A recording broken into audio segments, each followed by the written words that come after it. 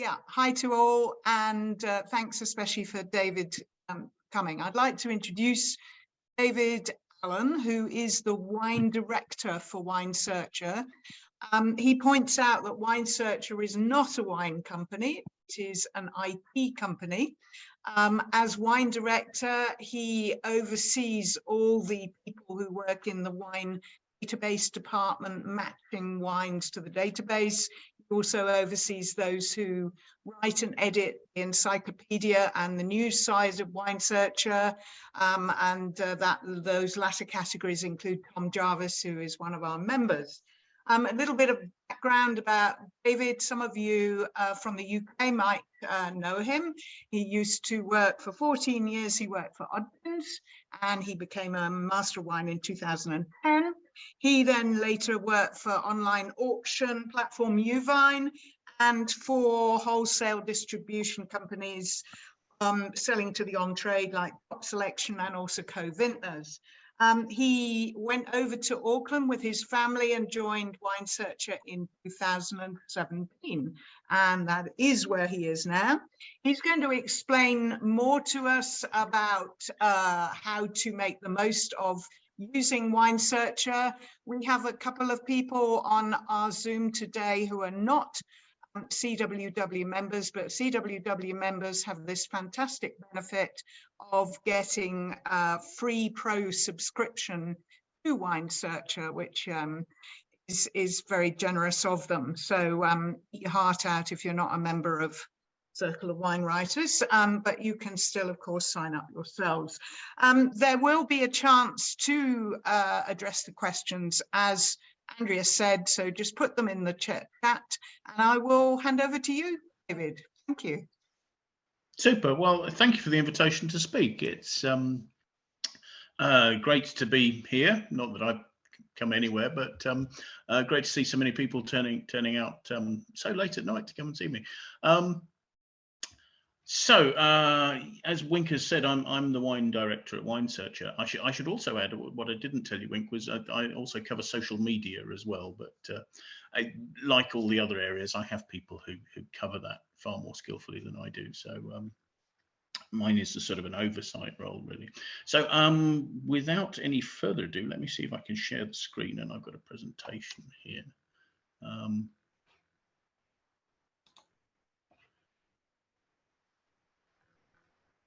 Sorry, talk amongst yourselves for a moment. Here we go from the beginning.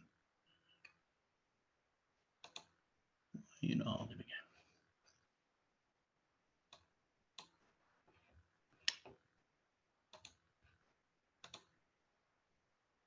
Can you see that? No, we can't, David. You can't. There we go. If I press share, I think you can. It's coming now. Yeah, that's great. It's better now. Can you hear me? Oh, for goodness sake. Sorry, yes, we can. Yes, we can. There we go. I need to find my presenter view now. I've got that. So sorry about that. So yes, let's talk about Wine Searcher. I've been asked to talk about. So this, as Winks already says, follows on from this offer of free pro that we've made as a membership benefit. It does make me wonder, I don't know what membership Circle of Wine Writers costs. It might be cheaper to join the Circle of Wine Writers than to take out a pro membership. Hopefully, if we do this right, we might see if we can get some robust discussion, because one of the benefits from our point of view, other than getting more people using the search engine, is to get any feedback that you as highly knowledgeable wine professionals can give us. So do please feel free to ask questions, make remarks now, or to contact us subsequently, or to contact Tom, who's on the call now. I think he said that he's quite happy to field queries. I'll leave at the end of this presentation also an email for our feedback department. So if you haven't signed up and you want to take a free pro membership, they're the people to contact. But I'm hoping that this won't be a sort of a an hour-long ad for Wine Search, because I don't think that's particularly beneficial. It's quite a complex entity, and I think we're very aware that it's not perfect. But hopefully we can get to grips with some misunderstandings and broaden understanding of, and hopefully enable us to make this a more powerful tool for you, both through the way you use it and through any changes we make in the future. I'm hoping a fair number of you have used Wine Search already. Just to make you aware, this is available via an app as well as through the web. If you so you can have Wine Searcher on your phone now. I should also make it clear at this stage, if I haven't already by my failure to share my screen, etc., that I'm not a tech guy, I'm a wine guy. So if you have any issue with your site's performance in relation to the compatibility of your browser and that sort of thing, I'd need to point you in the direction of somebody else.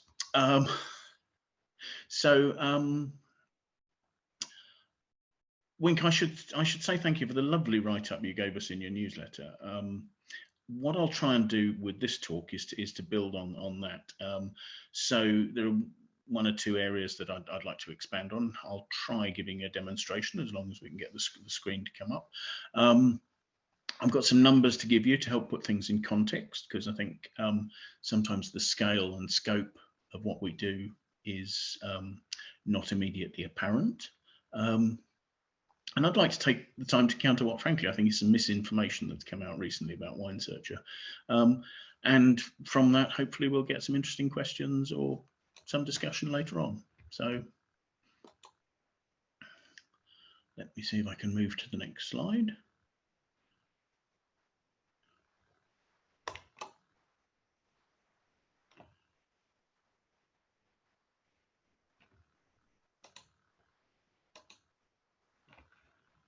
Andrea?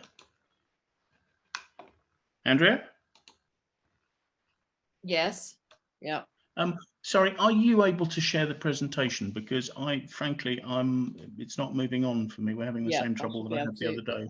Yeah, hold on. I had it up here.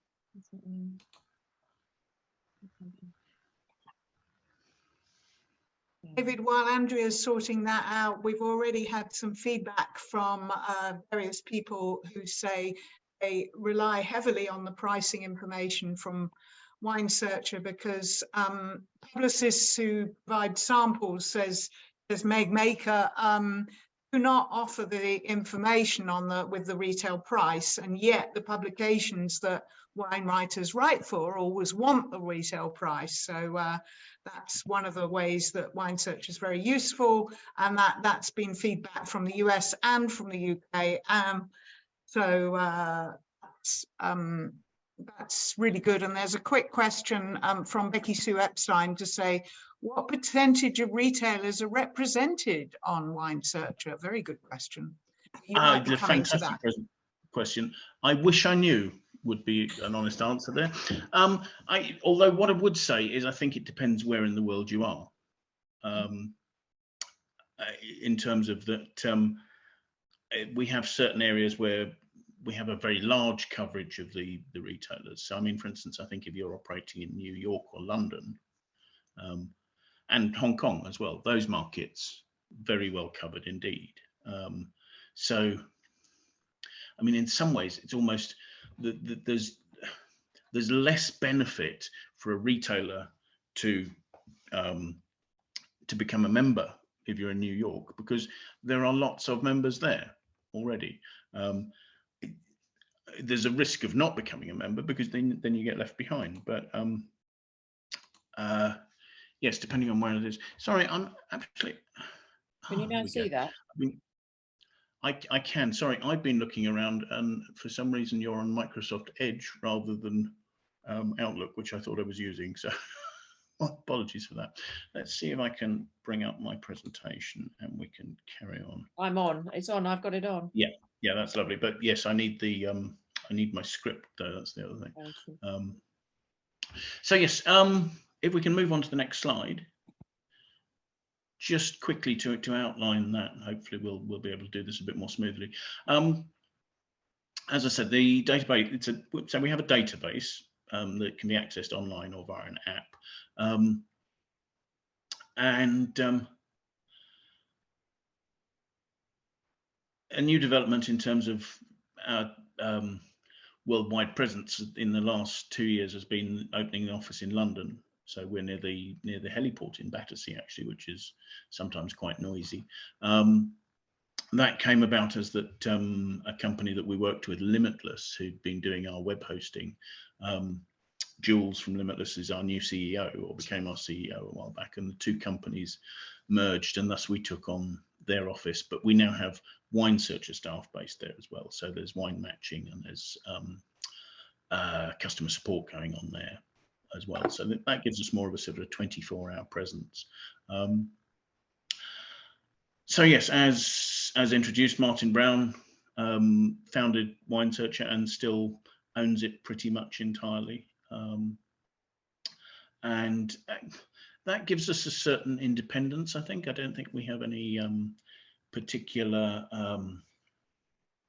commercial pressures to move in any particular direction. Martin's quite independent. He doesn't like being pushed around. I should make it clear the database includes wines, beers and spirits. We have quite a large database of whiskies, tequilas, those sorts of things, and they make up quite an important part of what we do. Unfortunately, the name Wine Searcher is quite catchy, so we haven't yet thought of anything that would better describe us and would be more all-encompassing. But I think at this stage we're unlikely to change. I should perhaps outline what I mean by an offer, because I'll mention offers a few times to come. So in terms of an offer, what we're talking about is each individual offer from a merchant, and that merchant could be an auction house, they could be a retailer, they could be a producer selling direct. So each individual offer, so could be an individual vintage, it could be a different bottle size, or it could be an offer by case. If we're talking about the number of offers we're talking about, that is what each one of those is. Sorry, I hope most of this isn't too blindingly obvious, but it's probably worth making some of this clear from the outset.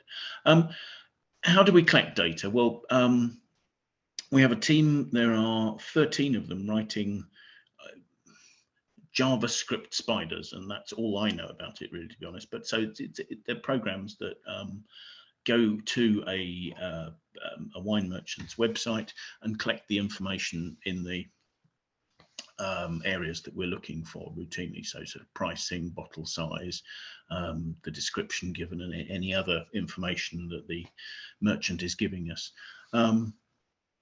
That's the way we collect most of these things. And actually, it's one of the reasons that Wine Searcher has worked quite well over the years, is that we don't actually wait for people to send us information.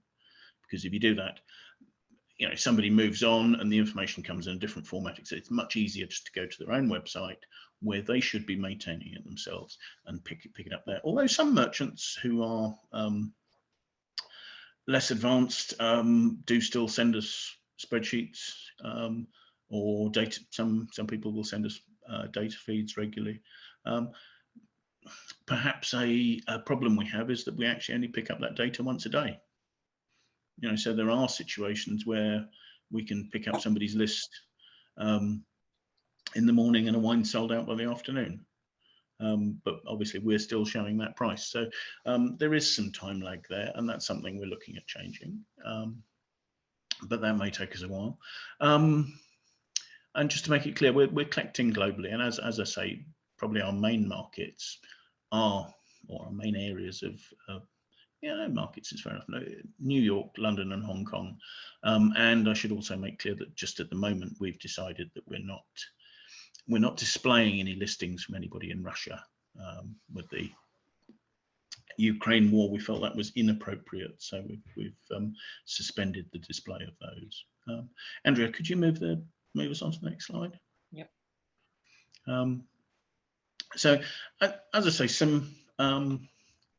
it's useful to have some numbers, because getting your head around quite how large amount of information we're dealing with. I mean, I came from a situation where, one of the databases I used to deal with was the I was the bond manager at Oddbins for a while, so I was dealing with their warehouse and the volume of stuff that was going through that. And that was, I thought that was a pretty big database. Well, comparison to what we've got here, no. We've got offers somewhere in the region of about 14 million. I mean, any of these numbers I give you, I'm being quite vague with, not because I'm in any way trying to prevaricate, but simply because they change so frequently from day to day that not vastly. I mean, they're slowly heading in a direction, but at the moment we've got about 13.8 million offers on the site, I mean, you can read the numbers here. I'm sorry, excuse me, reading them out, but I mean, 240 million searches a year. So what do we mean by a search? That's a completed search. So somebody's typed in, I don't know, Esk Valley, the terraces, and they found a result. It's matched to something. So it's not just that somebody's put Chardonnay in and into the website or something. They've actually found a wine as a result of that. And so the sort of the analytics reports we get is that we have somewhere in the region of 5.2 million monthly active users. Well, I mean, the figure there for wine shops and liquor stores, I'm not so sure that that's completely factually correct. I think some of those are old listings. I've talked about price lists being picked up every day. But two figures that are worth understanding, because it changes the way that we work, is that we have 25,000 pro users, but it makes sense to understand that that's not our primary source of income. More important to us are actually the 800 or so merchants who sponsor us. Because what we do there is that we take, for their listing, we will first of all make sure that their wines are matched. So we have something like a 97% matching rate for those. We make sure that if you're a free user of Wine Searcher, that those are the results that you see. If we don't have a sponsor who has a particular wine, we will still serve you up with a result from a non-sponsor, just to make sure that as a user, your experience is as good as possible. But our primary source of income is charging these merchants 60 cents, US cents a click for people going through to them. So we don't take a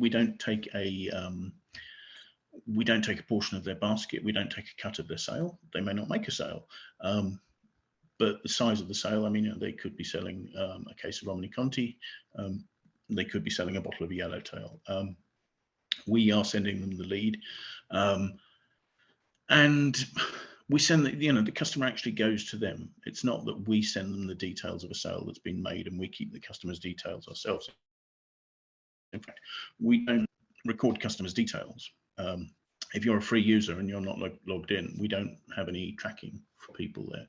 Yes, we can see sort of Google Analytics ideas of which country somebody's come from or that sort of thing, but it's only broad brush stuff. We don't have details of the actions of particular individuals. You know, we can, like I say, we can probably see which country or city they've come from, but not much beyond that. Andrea, can we move on to the next slide, do you think?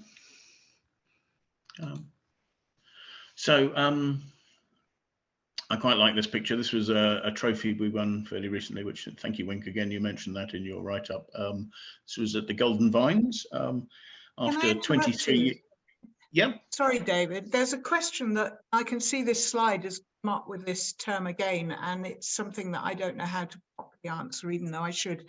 What do you mean by matching? Wines matching? Oh, okay. Yeah. Well, that's apposite to this. Let me finish about the trophy first, though. So this is the top of a giant champagne cork. It stands about a foot tall, and this was our Golden Vines trophy. So yes, like I say, after 23 years, we finally won the Innovation Award. So yeah, matching.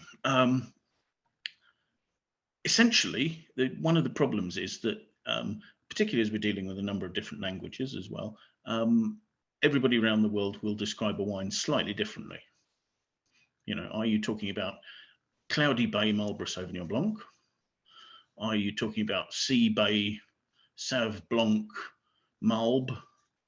You know, these descriptions are all different. So we have a team of people. So we have 12 people, 4 of them in the UK, a couple of them working independently, and the rest of them in Auckland, creating matches to sort of put these into the right bags or boxes or whatever way you want to describe that. So they all need to fit into a particular match,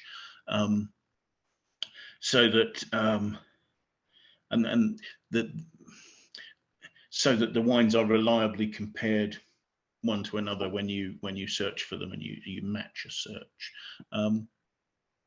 Now it's not just people doing this. We do have a set of rather clever computer algorithms that go through, and once we've matched about 20 wines into 20 alpha names into a match, the computer will look through all the other names we've got and we'll go, well, that's working in the same way as that, and they'll put all those into the matches. So there is some automation as well, but the majority of our wines, and we've got, as I say, 13.8 million offers on the site, of which somewhere in the region, and we've got about 900,000 individual matches that those can be fitted into. So that's a huge job, sort of creating and then maintaining those as well, if that makes sense. Yeah, what I'm saying here is that actually, as a company, the people are important. In terms of there's a cost input as well. But I mean, for instance, to collect all the data, all people's lists, we've got a team of 13 spider writers writing these programs constantly to go and crawl people's websites to do this. Not just writing new spiders. As people change their websites, we need to rewrite the programs so that they can continue to collect the information more efficiently. But yes, we're continually adding new merchants to the database. But yeah, so as I say, 80 staff here, and you know, some highly qualified people. I mean, we've got quite a number of diploma holders in the group. I mean, for instance, the head of the spider writing team, Jian, has his diploma, and that you know, that means we've got somebody who knows what they're talking about to advise the team to actually make sure that the collection of information is accurate. Not only that, but actually a wonderfully diverse team. I sat down and sort of thought about who we've got in the Auckland office. So we've got some Argentinians, we've got a Chilean sommelier, one of our wine matching team is from Spain, South African and Australian, a French New Zealander, a Scot, an Irishman. Elsewhere in the IT team, we've got a Filipino, a Korean, a Fijian, somebody from Sri Lanka. A couple of our staff have Swiss descent, and quite a lot of our staff are also Chinese. So quite a diverse bunch putting all this together for you. We're quite a global company there. So Andrea, could we move on to the next slide? So yeah, globally we reckon we have somewhere in the region of, or last year at any rate, we had 48.4 million users. And the percentage actually used to be a little more balanced here. The percentage of American users has grown.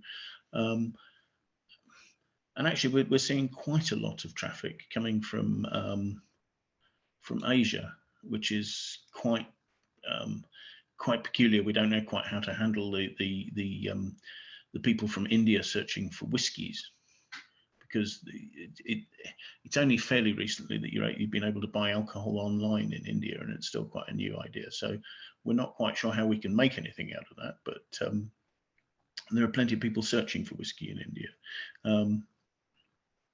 But yeah, so 20 million searches a month, almost as many page views, So a search every 1.3 seconds on average. I mean, obviously we get times when it bunches up. We're very seasonal. We've just seen a rise in traffic as a result of Thanksgiving, and things will start to build up towards Christmas, obviously. And also, I mean, retailers building their lists up and that sort of thing as well. Now, there are limitations in all this data. We're talking about 48.4 million users. Now, if somebody's not logged in as a pro user, we don't track that. So if I'm not logged in and I use my laptop at home and I use my phone, I count as 2 users in that circumstance. So some of these figures need to be taken with a degree of skepticism, but the figures are what comes out of the analytics for us.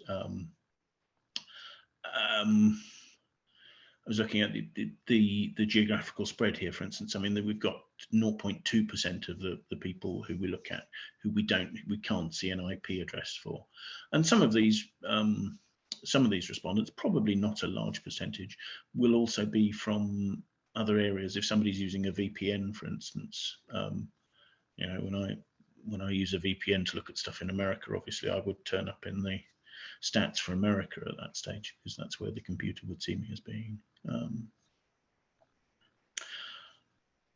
Andrea, can we move on to the next? Right.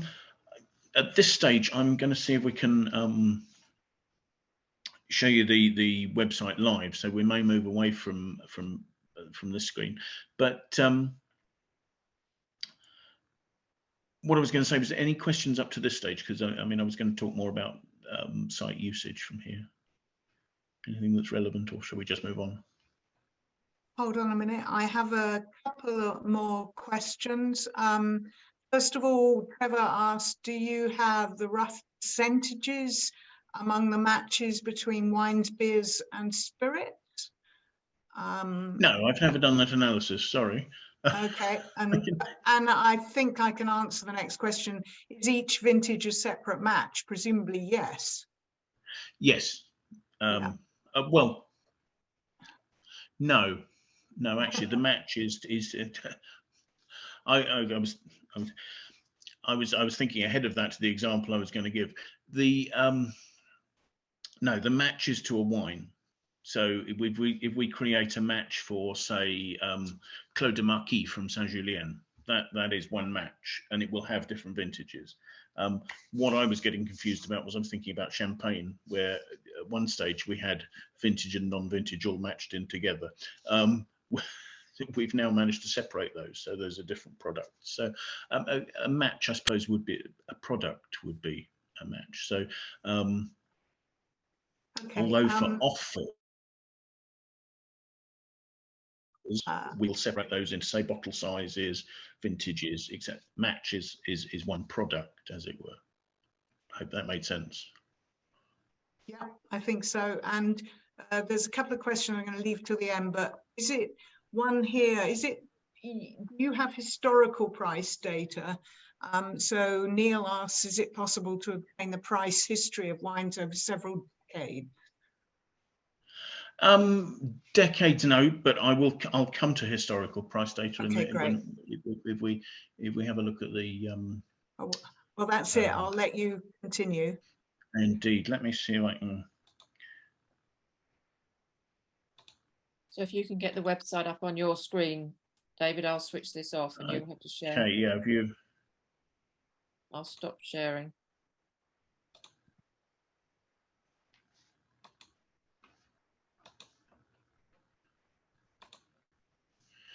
Right, hopefully you can see Esk Valley, the terraces, is that? Yeah. So this is I was very lucky. I went to a tasting of every vintage of Esk Valley, the terraces, the other week. It was, so I've updated my notes on this, but just to come through a bit of sort of talking about navigation, because certainly I'm aware, Wink, we've changed a lot of this since you were working with us. So first of all, we have a search bar here. So you can put in a description of a wine, vintage, and that should bring you to the match for that wine. You can also, and this is a new thing, you can also put in a search along these lines, and we can show you appropriate products that match what you've looked for, or alternatively, you can just see the price of everything that it matches. So that's a slight change we put in there. But yes, so along the top here, you can move to the, for instance, you can access a list of all the stores and producers that we list worldwide.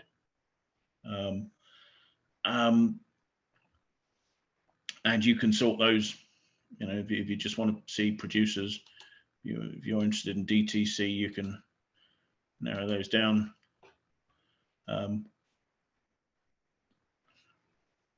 So from here, I'm just going to say, where are we?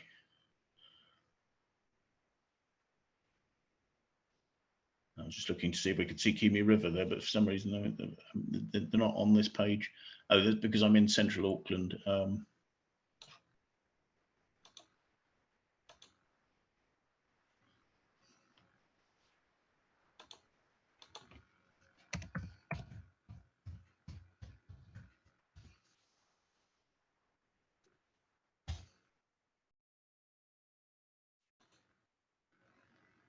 So yes, the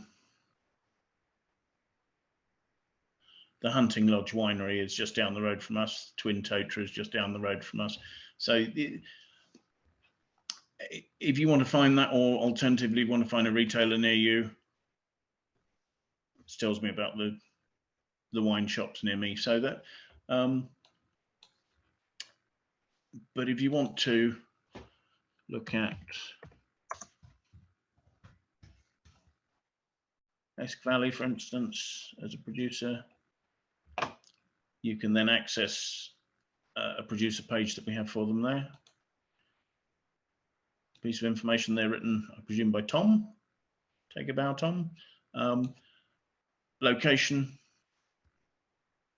a rundown of the sort of wine, the selection of the wines we offer, the critic scores, the price ranges, great blends. I'm not quite sure how useful these are for people, but I love that we do them. And then this is actually quite a useful, I find one of the most useful aspects of the website, and I'm not sure people know about it. Any of these pages along the top here, the stores and producers, the news, the regions, the grapes, the vintages, the styles, will have a set of superlatives here at the bottom there. On this occasion, this is a list of the wines that Esk Valley produce, and they're ordered by popularity, with an average price. So that's useful from that point of view. But if I want to, for instance, look at Hawke's Bay,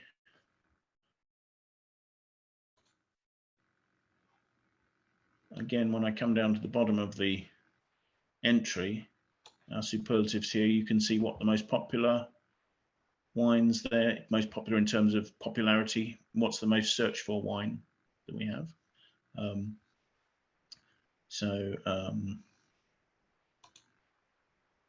Then the best, ordered in terms of averaging out critic scores. And we put a Bayesian value in there so that that's done not just by what's had the best score recently, it's what is the track record of a wine in terms of its quality. We then look at... Sorry to interrupt, there's a quick question about critic score. Sorry, I can't speak. Critic scores that is from Meg as to how you incorporate them, and are they always matched to vintage? They should be. We'll come to that in a minute, if I may, and remind me when we get onto the thing. So anyway, I find when I'm putting together offers, or if I'm putting together tastings, that actually these superlatives just at the bottom of each one of these articles in the encyclopedia thing is the best way of finding out what wines are the most interesting, what wines are the most high profile. And you know, it's a nice way of narrowing down what I can find. And then of course I'm trying to buy them in Auckland, where unless they're a Hawke's Bay wine, which is fairly easy. Some of the European wines are more difficult to access, but it's one of the disadvantages of living in the sticks, I'm afraid. So yes, regions grapes, and those you were talking about in your article, Wink. Vintages is something that's fairly new. I think you did touch on that, but I just wanted to detail that we've got information on the last 100 years worth of vintages that's newly written, and for the most, I think we go back 20 years, do we?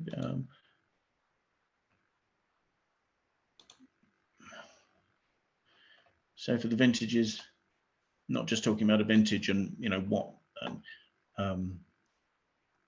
was successful and what was less so in a particular vintage, you can then dig down into the regions. Within Bordeaux, you can even go down. It's a slightly annoying situation where we don't actually have it as a ladder running down. You actually have to find the sub-regions. Oh no, we didn't. Let's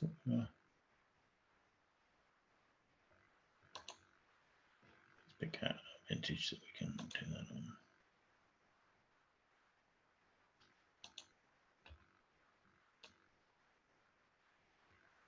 Anyway, sorry, as you can see, you can navigate your way around and head down various rabbit holes to finding out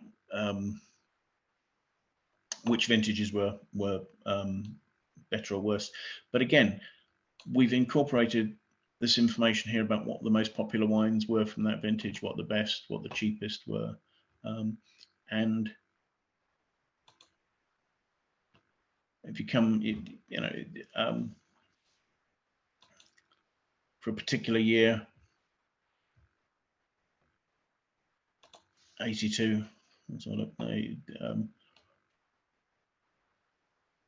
so if you have somebody with a 40th birthday, you can find out that maybe you should ideally buy them a Mouton Rothschild, or if you may, you come to the cheapest and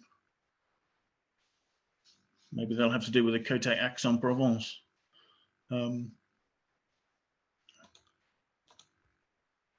But so we've tried all. I'm sorry, I'm not making this massively clear, but we've tried all these ways to try and enable you to slice and dice the information that you need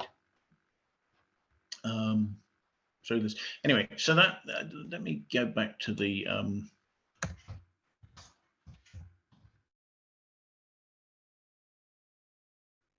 because actually I've allowed myself to be slightly sidetracked here. Just running quickly through this. Yes, we have a match which is matched to a wine name. The vintages, you can see the array that's if you look, the grayed out boxes are not currently available.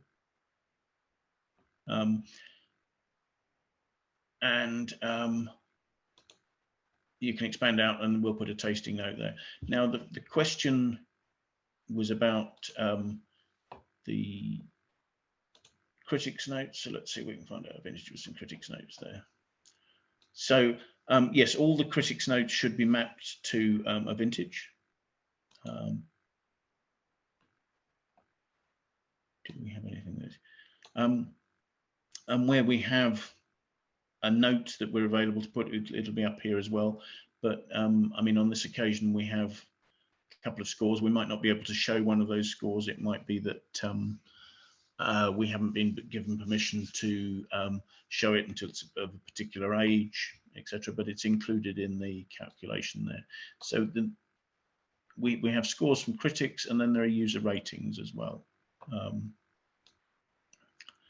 let's have a look. So sorry, the next stage, I was talking about the different sections that we have there, but from a find page for a product, I think what most people are aware of is the pricing. That's what we've always done. Pricing lowest to highest. What we have done recently is adjust that so that we can, if you want to see them all at once, you can use compact view there, and that squishes it down, gives you less detail. And yes, we've been trying to build up to give more detail and more ability to slice and I suppose interrogate this information. So we've always had the price, and you can go to the shop. There's detail of the sales tax there, but what is the standard delivery time? One of the things I think was an issue with Wine Searcher in the old days was that we have a number of different sorts of merchants, and some people will be sitting on millions of pounds of stock, and some people will be in a situation where you go to the list and they'll say, oh yeah, we can have that to you in 10 weeks. And in that situation, I think if you can only see both of those listings in parity, that's unfair on the person who's actually holding stock. At the same time, as an organization, we actually want people to be able to see as broad a view of the market as possible. We want them to have as much choice as possible. So we actually want to be able to include those people, like, I mean, in the UK, the obvious example is Fine and Rare, who have a huge list of wines that they will source for you from their French warehouse or whatever. But you need to know under what circumstances you're buying those. So we've put in some new filters in terms of that. So if somebody is offering by request, for instance, you can just select those. Nobody's offering this by request, or you can deselect them. If you're not interested in the auction market, you can deselect that, and all these can be set for your personal profile. So that's actually one of the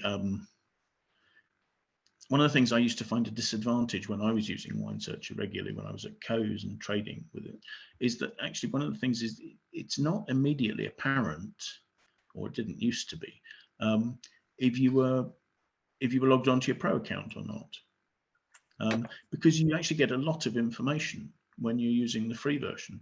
And the number of times I'd done a sort of a 2-hour price check and then suddenly found that I wasn't actually logged in. But by logging in, you save all these settings for your account, and therefore you can decide which merchants you want to exclude and that sort of thing. So you can set the parameters up to suit you for the sort of things you're doing. So that's it. So, but talking through these tabs, the first one, price, obviously, profile. I think we're trying to move away from just trying to tell people the price in terms of as a means of selling a wine.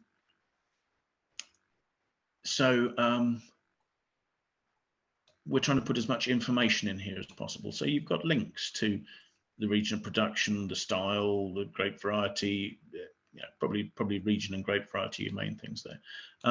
You've got the link to the producer's information there, the producer page that I showed you earlier. And we're trying to collect as much information as we can about the individual wines from the producers. We've got a team of people working in Argentina at the moment, just going through producers' websites for the most popular wines and picking the information off technical sheets. So trying to give you ideas like what is the alcohol level, what is the, if you need to know the winemaker's name, the closure type there, for instance, might be relevant. Any tasting notes that the producer's got. So, relevant information such as whether a wine's oaked or not, whether it's vegetarian, whether it's vegan, all those sorts of information that I suppose eventually we're building up a database in the hope that we'll be able to enable people to search under those under those headings. Sorry, I'll try and speed this up a bit because this is rather dragging. The reviews we've looked at, so critics scores and reviews and user ratings. Wink, did I answer the question there really? I think I did. It was really just about critics ratings, absolutely.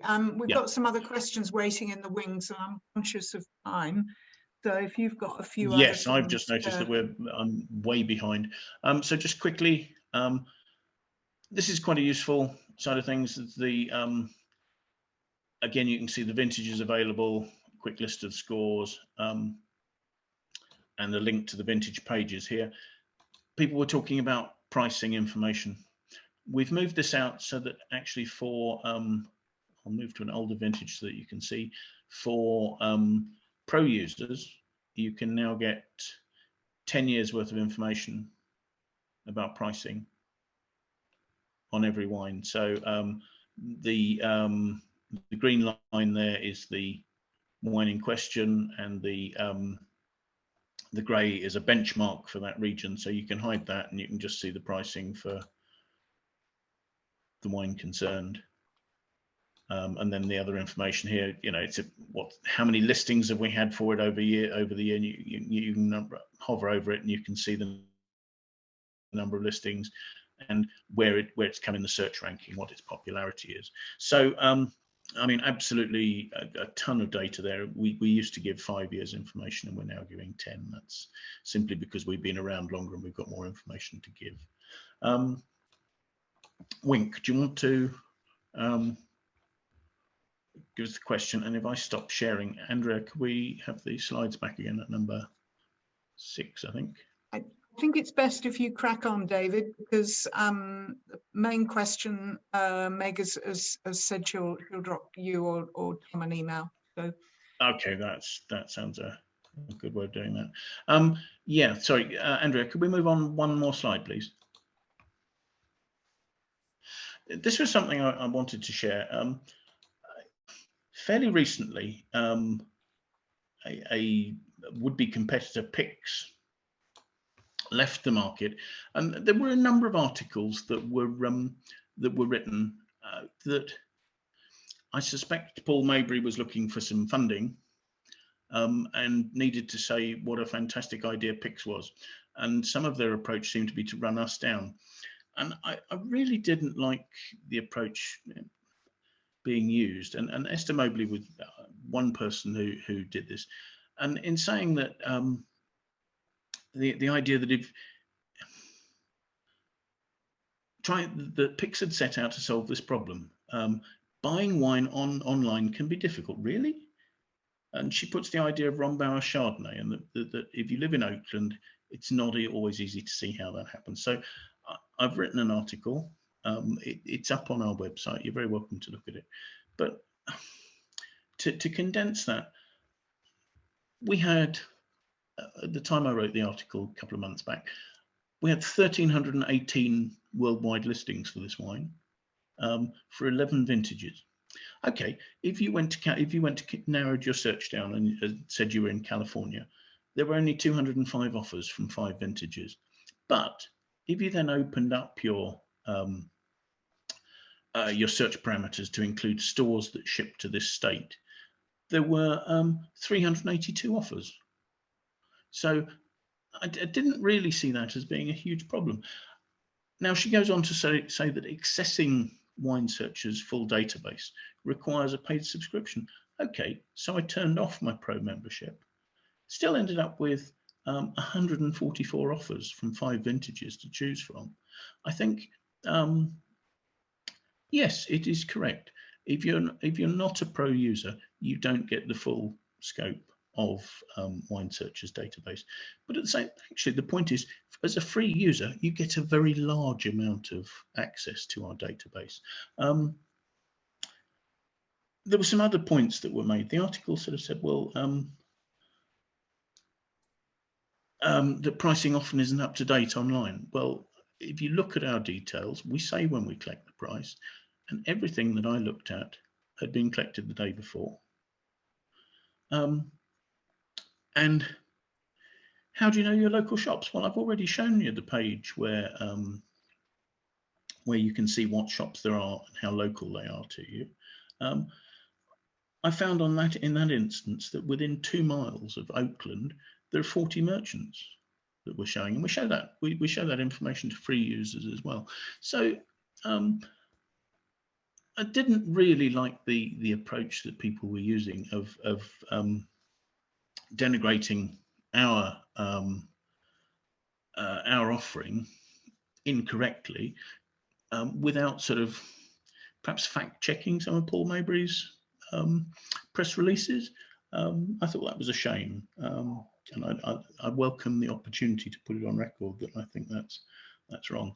I mean, the other thing I looked at was the fact that we'd had 500 successful searches in a month, the month prior to that, for Rombauer Chardonnay coming from California. That's from a total of 1.1 million searches coming from California, and that 79% of those had come from free users. So I don't think people in Oakland were actually having any difficulty finding Rombauer Chardonnay. So, you know, I think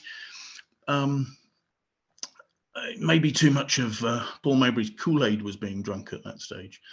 Could we move on to the next slide, please, Andrea?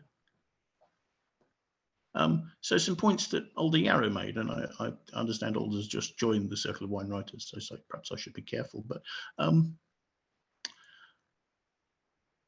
there's some points he made here. Little thought for the thousands of direct consumer stores operated by individual wine producers. Well, actually, the numbers we looked at earlier suggested that, actually, no, numbers I should have given you and I forgot to. Number of active producers we have on the site, 20,402. Number of active retailers, 1,828. I think actually we've got more producers selling directly than we've got retailers on Wine Searcher. So I'll just make that point. Yes, users are required to pay a monthly annual fee, but as I've just pointed out, we have 25 people between the team writing spiders to collect the detail and creating matches to make sure that the wines that you see are correctly listed against the correct wines. So we can't provide this service for free. It's not just a computer algorithm working out pricing. And the other thing is, which is it better for? Is it better for a consumer or a retailer to pay, or is it better for the PIX model? And Alder admits that he was an advisor to PIX. The PIX model was that they were going to use header bidding. So in that situation, it would be that the producer who paid the most goes to the top. I actually think it's better for consumers to either be able to get their own information as best possible by paying, or to allow merchants to put their offering forward, where I mean, we were simply ordering their wines by price. So it's a question of how good a job they're doing for the consumer. So I really don't think that these arguments should be allowed to stand, I'm afraid. While there is some correctness to it, it's missing quite a lot of what the offering is. And then finally, there's an idea here that many retailers game the system. I find it interesting that Alder, who writing here, actually sort of refers to himself as a regular user, and yet is saying that prices are not accurate and people game the system. That seems to be having it both ways. Surely, why would you still be using a website that isn't giving you accurate pricing? I don't quite follow the argument there. Could we see the next slide? Just coming to an idea here, I pointed out earlier, and hopefully you saw that, the idea that you can set offer types, you know, particularly if a retailer is offering by request stock, or if you're looking at auctions, which often, of course, are offer prices, sorry, estimate prices, or the first bid prices, you might want to take that information out. So you can amend that to allow you to do that. But we hear people sort of saying continually, "Oh, the stock's never there," and there's a reasoning that people are trying bait and switch. If I offer a wine that is unavailable on my website, you'll come to me. I'll say, "Oh, I haven't got it, but I've got something else," and somebody will buy that. Now, I'm sorry, but I worked as a retailer for 10 years. And this was in the 80s and the 90s in South London. And I think I can count on the fingers of one hand the number of people who came into my shop and asked for Cloudy Bay Sauvignon Blanc and left with anything else. Now, we never used to sell Cloudy Bay. And we had a pretty good selection of New Zealand Sauvignon Blancs. And you'd say to people, well, you know, we've got something like Montana Almond or Clifford Bay or something like that. And they'd be, you know, similar quality, similar price, Hunters, something like that. And you know, people came into a shop looking for something, and if you didn't have it, most of them left. I don't see that any retailer using a tactic of trying to lure somebody in by suggesting they have something they haven't is going to work. Wine sales don't work that way. Wine sales is all about, if you're doing it well, it's all about building up a trust with your customer and giving them what they're looking for.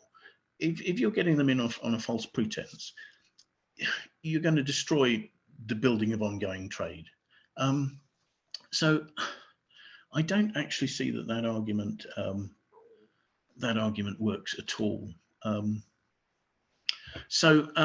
But we keep hearing about it. So that there must be issues. There must be wines going out of stock between us taking the listing and things like that. I think there is also there is the American idea where people will take the lists of a wholesaler whom they know they can get from in a couple of days, and they'll say, oh, I'll offer this wine, and they'll only buy it once they've got an order. So yes, the stock may not be in the retailer at the time, but if they have the ability to get it within the stated timescale, I think that's reasonable. And if we're doing what we're trying to do now, we're trying to show completely correctly the lead times that are available. We're allowing you to exclude people who are selling stock far in advance, or maybe selling pre-arrival or en primeur wines. I think that should hopefully be trying to reduce this this perception that the stock is never there, because often I think it's a misunderstanding of stock offered in advance. And also the other thing we've done is we've introduced a line item report where you can actually, if somebody hasn't got the stock you're looking for, you can send us a report to say, oh, stock was unavailable, and we can follow that up. And we do a certain amount of mystery shopping to try and make sure, because we don't just accept people at face value, and we do. You can see on the screen there under Christopher Keeler that he's got 5 stars, or Bordeaux Index Fine Wine at 4.5 stars. So if we get a complaint from somebody and they're not stocking stuff that they should be, we'll reduce their star rating. So we do act to try and reduce the instance of this. Andrea, I think we'd probably better move on to the next slide if we can.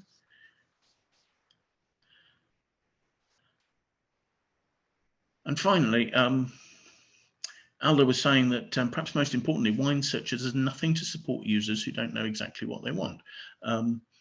We're not an engine, we aren't set up for discovery. Well, I'm afraid he's a bit out of date there, because if you can read that, it's in tiny print there. We do have a discover function on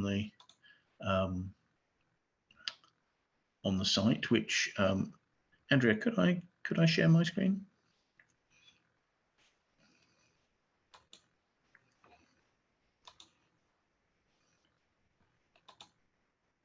which takes you through to this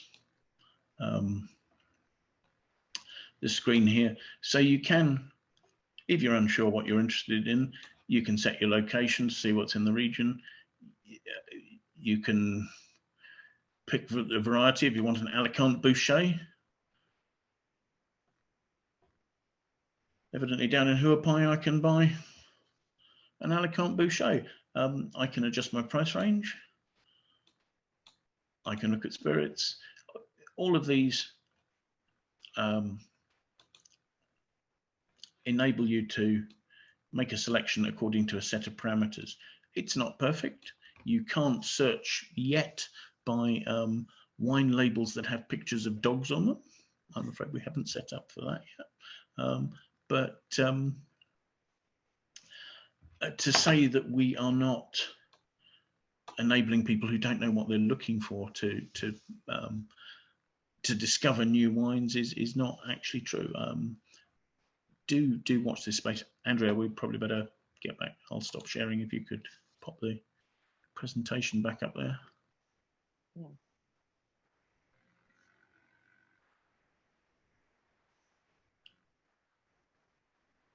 Yeah. Lovely. And to the next slide if we can. Can I just backtrack and just say, I think you were going to say a bit more about price history, unless I missed that bit because I wasn't focusing enough. I did mention price history. I was trying to speed up. I just, but I know we got to move on anyway, so I'll let you. Well, I mean, this was really just, I can go back to price history, but let's just. Please don't worry. There's a mass of information, and a couple of people who've left already have said how useful it's really been to them. So, oh, really? I yeah. thought I was. Well, I'm glad if it has been useful to people. Sorry, I've just lost my script again. Really, just to sort of say, do please feel free to get in touch with us. And as I say, I think it's useful for us to have serious feedback from anybody who's interested in this. You know, if you do find that you try and order a wine from somebody and they're not stocking it, do please let us know. We know we're not perfect.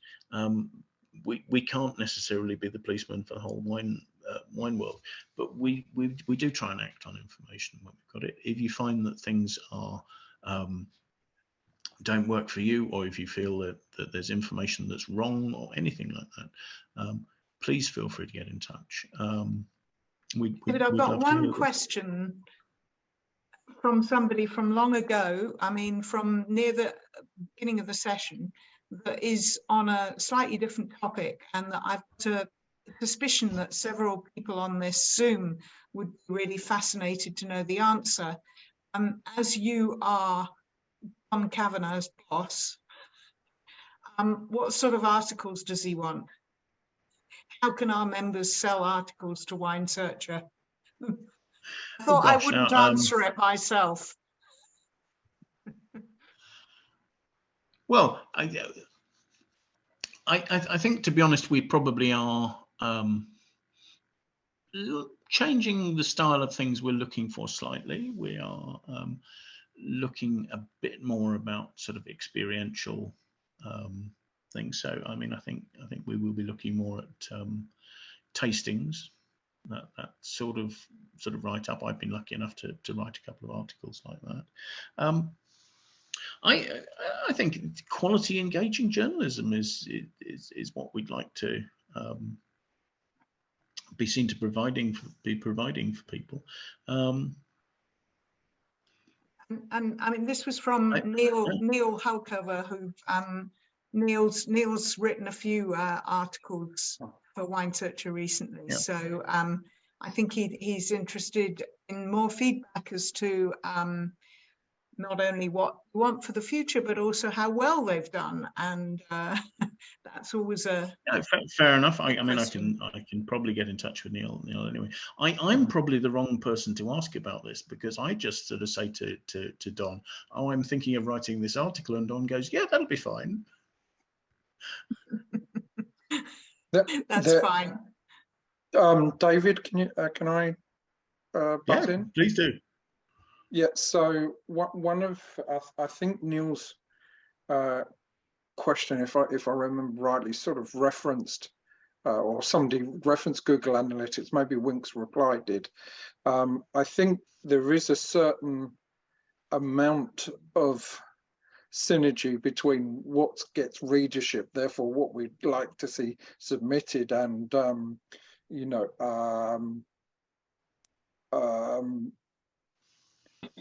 SEO sort of power. So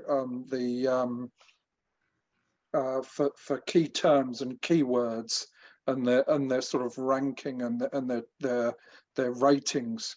So, you know, something like Brunello di Montalcino is always a hype topic, and that's something you can deduce from Google Analytics and from you know from stats rather than just inference and gut feeling and looking at other publications and so on. So there is a certain amount of guidance you can get in the first place to see what the hot topics are. But then there is the element of what at any one time Don is interested in. It's a hard answer because one of the answers might be something different to what's just what we've had a lot of in the last few months, and so that's a movable target as well. So, but I would certainly say as a starting point, it can be good to look at that. And have a look and see which are the most popular products and infer from that regional popularity and trends like that to give you a starting point.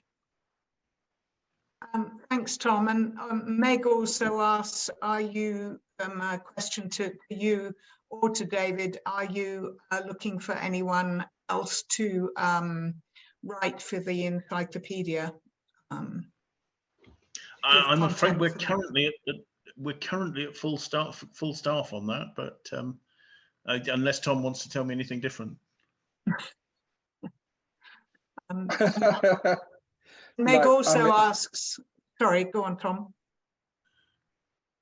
Well, no, well, we've got a team of staff writers, and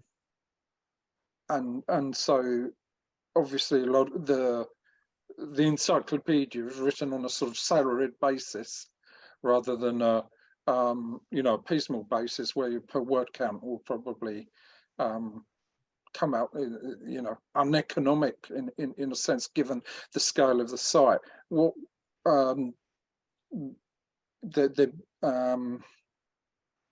there's always the potential for individual projects and so on, and it would be lovely for a marketing board or something to support an outside writer to assist us. And we've been in negotiations for that sort of project in the past. Interesting. Yeah. So the other question from Meg was are there any guidelines for pitching for the magazine? I don't believe there are, but And say, Tom, have you got anything? I think actually Don's biggest issue with people pitching is that we just are not really interested in sort of restaurant and food type reviews, etc. I don't think our move to anything experiential will quite move that far at this stage. So it's much more production and trading influences. I guess our idea is that we're trying to inform around the sale, you know, so if it's relevant to wine buying and selling and, you know, coming from the production side of things, that's where we're focused. And as Tom says, I mean, the draw is how interested are people in the particular product or company concerned. the story about the IRS being interested in Southern Glazers when gangbusters. That was that. If anybody's got anything like that, that would be great. Skullduggery is always good. Yeah. Oh yeah, yeah. Fraud. Well, I mean, I learned a lot from my time there, and I learned what got hits for reading, and what got hits for reading was obituaries of very, very, very important people, disasters like earthquakes and major hailstorms, and that got the traffic. And the reality is that the point of the magazine is to get traffic for Wine Searcher. I'm presuming that's still the case, isn't it? And to inform and to entertain too. Yeah. Other things, I suppose. Sorry, Tom, go on. I was just going to say, we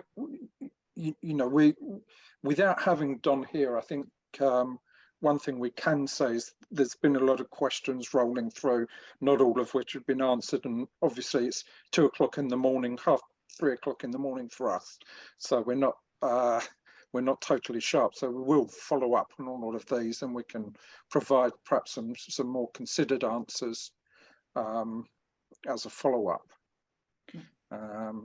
Well, I think we should let these guys go to bed,